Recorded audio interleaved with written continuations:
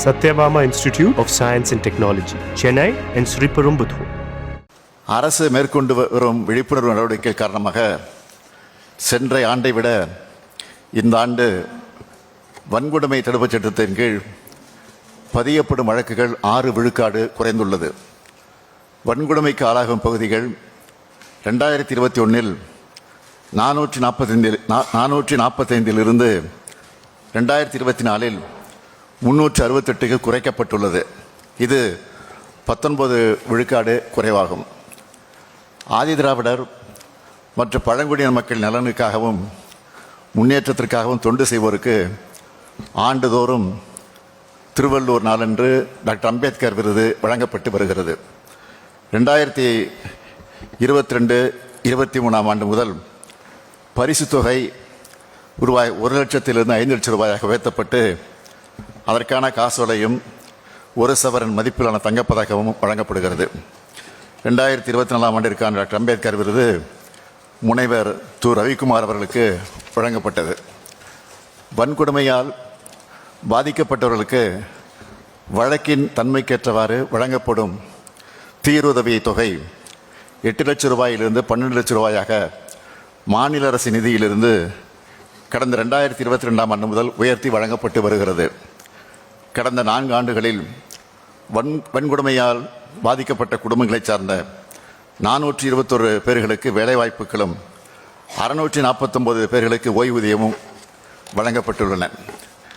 தீருதவி தொகையாக 207 கோடியே 26 லட்சம் ரூபாய் 17,098 நபர்களுக்கு வழங்கப்பட்டுள்ளன. நடப்பாண்டில் ஒரு புதிய முயற்சியாக வன்கொடுமைகள் குறித்த புகாரினை தெரிவித்தல், வழக்கு பதிவு செய்ய உதவுதல், வழக்கின் தற்போதைய நிலையினை அறிதல், தீருதவிகள் வழங்குதல் மற்றும் சட்ட ஆலோசனை வழங்குவதற்கு தொழில்நுட்ப வசதிகளுடன் கூடிய உதவி மையம் துவக்கப்பட்டு தற்போது சிறப்பாக செயல்பட்டு வருகிறது. ஆதிதிராவிடர் மற்றும் பழங்குடியினர் மாநில ஆணையம் அவர்களது சட்டபூர்வமான உரிமைகளை பாதுகாக்கவும் அவர்களுடைய முக்கியமான பிரச்சனைகளுக்கு தீர்வு காணவும் தன்னாட்சி அதிகாரத்துடன் சென்னை உயர்நீதிமன்ற முன்னாள் நீதிபதியின் தலைமையில் செயல்படுகிறது. இதுவரை இந்த ஆணையத்திற்கு வரப்பெற்ற 5191 மனுக்களில் 4038 வழக்குகள் முடிக்கப்பட்டுள்ளன. ஆதிதிராவிடர் மற்றும் பழங்குடியினருக்கென அவர்களது மக்கள் தொகை சதவீதத்திற்கேற்ப வழங்கப்படும் நிதியை முழுவதுமாக பயன்படுத்துவதை உறுதி செய்திட தமிழ்நாடு ஆதிதிராவிடர் மற்றும் பழங்குடியினருக்கான மேம்பாட்டு செயல் திட்டம் சட்டம் 2024 மற்றும் அதற்கான விதிகள் இயற்றப்பட்டுள்ளது. 2011 ஆண்டின் மக்கள் தொகை கணக்கெடுப்பின்படி தமிழ்நாட்டில் பொது பிரிவினரின் கல்வி அறிவு 80.09 விழுக்காட்டிலும் ஆதிதிராவிடர் மற்றும் பழங்குடியின மக்களின் கல்வி அறிவு 73.26 விழுக்காட்டிலும் உள்ளது. கல்வி அறிவை உயர்த்தும் பொருட்டு இந்த துறையின் மொத்த நிதி ஒதுக்கீடு 3,924 கோடி ரூபாயில் கல்வி சார்ந்த திட்டங்களுக்காக மட்டும் 2,798 கோடி ரூபாயில், அதாவது சுமார் 71.31 விழுக்காடு நிதி ஒதுக்கீடு செய்யப்பட்டுள்ளது. வெளிநாட்டிற்கு சென்று உயர்கல்வி பெறும் திட்டத்திற்கான வருமான உச்சவரம்பு 2023 ஆண்டு முதல் 2 அடுக்குகளை கொண்டு திருத்தி அமைக்கப்பட்டுள்ளது. முதல் அடுக்கில் 8 லட்சம் ரூபாய்க்கு குறைவாக குடும்ப ஆண்டு வருமானம் உள்ள மாணாக்கர்களுக்கு ஆண்டுக்கு 36 லட்சம் ரூபாய் வரையிலும், 2வது அடுக்கில் 8 லட்சம் ரூபாய்க்கு மேல் 12 லட்சம் ரூபாய்க்கு குறைவாக குடும்ப ஆண்டு வருமானம் உள்ள மாணாக்கர்களுக்கு ஆண்டுக்கு 24 லட்சம் ரூபாய் வரையும் கல்வி உதவித்தொகை வழங்கப்பட்டுள்ளது. போஸ்ட் மெட்ரிக் கல்வி உதவித்தொகையின் கீழ் மாணவர்களுக்கு வழங்கப்படும் பராமரிப்பு உதவித்தொகை ஒன்றிய அரசு வழங்கும் உதவித்தொகைக்கு இணையாக மாநில அரசால் உயர்த்தப்பட்டுள்ளது. முழு நேர முனைவர் பட்ட படிப்புகளுக்கான கல்வி உதவித்தொகை மூலம் பயன்பெறும் மாணாக்கர் எண்ணிக்கை 1400 2024 ஆண்டில் 2000ஆக உயர்த்தப்பட்டுள்ளது. பழங்குடியின மக்கள் எளிதாக கல்வி பெறுவதற்கு அவர்களின் குடியிருப்புகளுக்கு அருகில் உணவு மற்றும் தங்கும் வசதிகளுடன் கூடிய 328 உண்டி உறைவிட பள்ளிகள் நடத்தப்பட்டு வருகின்றன.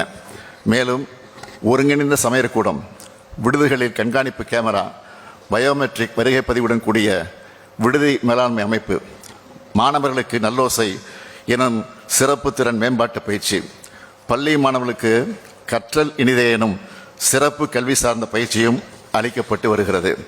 மேலும் நவீன வசதிகளுடன் கூடிய பொதுவான கருத்தரங்கு பயிற்சிகள் நடத்த 120 கிராம அறிவு மையங்கள் 117 கோடியே 27 லட்சம் ரூபாய் மதிப்பீட்டில் அமைக்கப்பட்டு வருகிறது.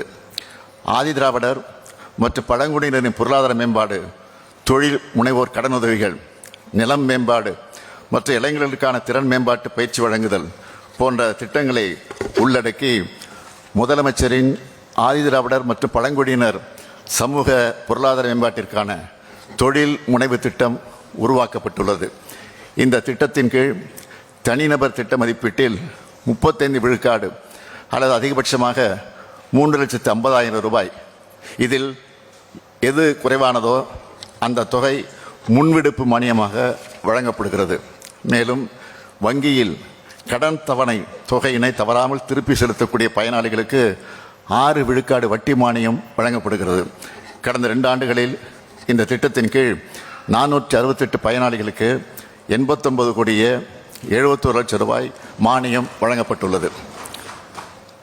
வேளாண் தொழிலாளர்களாக உள்ள ஆதிதிராவிட மகளிரை நில உடைமையாளர்களாக மாற்ற சமூக நிலை மற்றும் வாழ்வாதாரத்தினை மேம்படுத்தும் நோக்கில் நன்னிலம் என்னும் ஆதிதிராவிட மகளிருக்கான நிலம் வாங்கக்கூடிய திட்டம் உருவாக்கப்பட்டுள்ளது.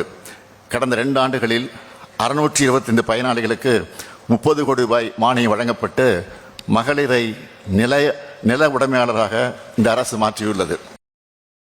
Satyabama Institute of Science and Technology, Chennai and Sriperumbudur.